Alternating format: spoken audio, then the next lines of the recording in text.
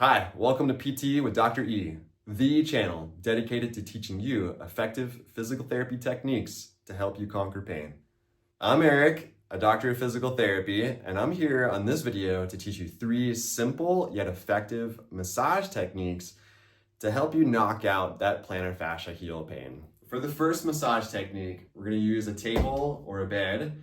And what you're gonna do is you're gonna place your foot up on the edge of it like this. If you're not flexible enough to do that, then we need to work on that as well. But the first technique is just to use your hands. I think this technique can be really helpful. Something that we use in the clinic all the time is just using our hands to massage someone's plantar fascia pain. The idea with it is we can use our thumbs to put direct pressure into the areas that are the most tender. So what you're going to do is you're going to start off at the bottom of the plantar fascia, so that the plantar fascia, as we know, attaches to the calcaneus bone right here, and it spreads to the toes or the metatarsal heads. So what you're going to do is you're going to start with your thumb, place it just below or distal to the plantar fascia, and then I like to take my other thumb and just place it on top. That gives me some extra bang for my buck. I can put a little bit more pressure in it that way. What you'll do is you're just going to put some deep pressure into that plantar fascia, and just do a little circle, like the size of a dime, and then just work a little bit larger, so maybe the size of a nickel, and then into the size of a quarter. And then I'll just work a little bit farther down, doing the same technique, just a little circle, working into a little bit larger circle. Now with this, I'm not sliding on the skin. What I'm doing is actually moving the skin with my fingers. That helps to direct the force of the massage deeper into the tissue. So I'm just working my way down through the plantar fascia, all the way to the other end of it. Now, with your hands, you can work back and forth, and it can also be helpful to spend some time working on the fascia that then extends up through the Achilles and into the calf. Surprisingly, there are some trigger points that are in the posterior tibialis muscle along the shin area, or also in the calf, that can send pain actually to that same area. So I think it's helpful when you have your hands to just address that as well. So we want to start by squeezing the Achilles and then working our way up into the lower leg with more focus along the back part of your shin. So my shin bone is here, or the tibia. You just want to work along that area, kind of spreading and pushing the tissue away from the shin. Now you may find some spots that are pretty tender, and that's okay.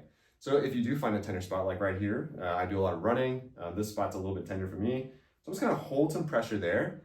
And at the same time, I'm gonna contract that muscles by pushing my foot down and in. It's kind of like a swooping motion. And I can feel that muscle fire underneath my fingers. And when you hold pressure while contracting the muscle, it helps that area to relax. So it's still tender, but as I work, I feel the tenderness start to go down a little bit.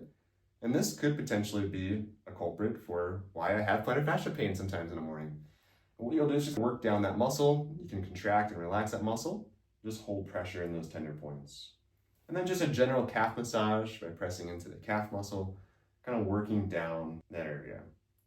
Now, I like to do the massage without using lotion because I can press a little bit deeper. I feel like I have a little bit better grip. But you're more than welcome to, of course, use some lotion, something that allows you to glide along the skin if deep pressure can't be tolerated right now. For the second massage technique, you're going to want to find a small ball. I prefer to use a golf ball because you can provide a little bit more pinpoint pressure into the plantar fascia. So what you'll do is you're going to put the ball on the floor, hope it doesn't roll away from you, and you'll just put your foot on top of the ball like this. Now, you can put as much pressure as you want, but start off very light. So just the weight of your lower leg, kind of rolling the ball back and forth across the plantar fascia. As you feel comfortable with it, you can put a little bit more pressure by leaning into that lower leg area. You can put your body weight into it a little bit. That's a little bit deeper for me, so that's probably about my comfort level there. But just working along the plantar fascia. Very easy to do. You can do it pretty much anywhere, which is nice. All right, the next technique is to use a tool to help you get a deeper massage and spare your hands. So I like to use a massage gun. This is the Hypervolt massage gun, which I think has been a great tool for me. I've used quite a few different massage guns throughout the years. This one seems to be nice and solid, and it really packs a punch compared to other massage guns that I've used. So what you'll do is just turn on the machine, get it started. So you're gonna start, I like to use a flat head on the device. You can use a rounded head or a more of a pointed head. But the flat head seems to give a little bit more of a vibration effect, and that's what we want to do. So what you'll do is just going to put the massage gun directly onto the plantar fascia, just kind of working along the length of that area. So what we're trying to do with massage is trying to increase blood flow to the area. Why do we want to increase blood flow? Blood flow helps promote tissue healing, and the foot is so far away from your heart that it doesn't get as good of circulation as other parts of your body. So say if you hurt your hip or something, that's going to have a lot closer blood flow to where it can potentially repair itself a little bit faster. So by increasing blood flow, we're also loosening up the muscle. We're getting the muscle to become more pliable. We're increasing some heat to the area, so which also draws more blood supply to the area. This feels really good because I do have some ongoing, some chronic plantar fasciitis that I've been dealing with. And it's something that as a runner myself, that you may have throughout your life, and that's okay. But if you take steps to manage, it will help prevent it from getting worse and will help you get through it. And overall, you'll be able to manage the pain effectively. So just like in the hands-on massage technique, I'm gonna go from the plantar fascia, and then we're gonna work up into the lower leg as well. So I'll hit the Achilles, and then we'll work along the medial shin area, which is where the posterior tibialis muscle runs, and some of the other foot muscles like the flexor hallucis longus. The soleus muscle goes through a lot of work, especially if you're doing a lot of running or standing or walking. And so it's a good muscle to hit as well.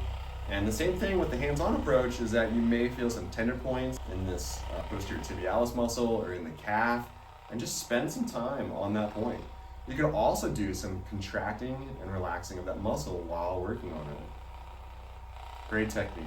There you have it, 3 simple and effective massage techniques that you can do pretty much anywhere. I recommend doing a massage to your plantar fascia and the surrounding structure at least once a day to help not only improve the pliability, but increase blood flow to the area to help with the tissue healing process.